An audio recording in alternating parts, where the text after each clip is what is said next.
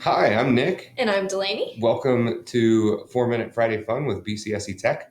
Today we're going to teach you a very engaging tool that you can use, and it's free, and it's all about coding. The hour of code. So what you'll have to do is go to code.org/learn. Right up here at the top. Yep, and it doesn't require any registration. You can if you want, but they have a lot of general, neutral, age-appropriate type of games that you can use in your classroom to teach coding, and it's very easy. And again, for any grade level, you can use this. Yeah. So there's Star Wars, Minecraft, Coding with Anna and Elsa, Classic Maze, Flappy Bird, all different kinds that you can have your kiddos go into. My third graders personally loved the Minecraft hour of code. They loved it. So if you click go, it'll take you into it.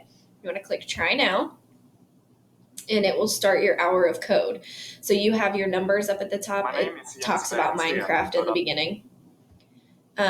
You choose your avatar, and then up at the top you'll see that you move through different levels, and it takes you about an hour to finish. It usually took my kids close to. So as you go, it gets harder and harder, so the difficulty increases. So in the beginning, like for this one, they're just learning to move forward, turn left, turn right. So if I move these over, it's going to make my avatar do what I tell it to do. So is your avatar over on the left here? Mm-hmm. So if you click run, it's going to do whatever I put here. And this is how coding works. It's a step-by-step process. Yep.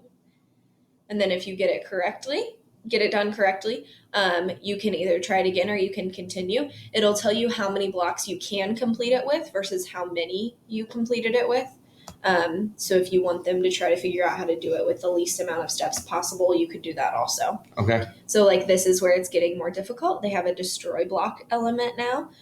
So they're trying to move and destroy the block, and it tells you up here, wood is an important resource. Many things are made from it. Walk to the tree and use destroy block command to chop it down. So I see that I have 2 moves that I need to move forward. And then I want to destroy the block. So let's see if it works. See? Then your little avatar guy gets his wood. Oh, and she's happy. Yeah. So you can replay it. You can show the code so that the kid can see what the code would look like. Very nice. Go to the next one. Oh, I didn't click it. Reset.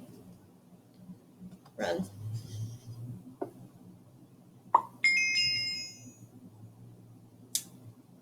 She got her wood. Continue. And so it just keeps going like that. And they can shear things. I mean, all different. Each one's different. All right. And if are there any other sites you can use once they get past the hour of code, or what else can they learn from this website? So there are other ones at the bottom. So like middle school can do Code Combat, CS First. This Box Island is an app. So if you have iPads, Code Combat again. There are lesson plans on here, all kinds of stuff you can do with it. I've heard about this thing from MIT called Scratch. Is that another option? That is another option. You can just search for it on Google is what I heard, and it'll come up.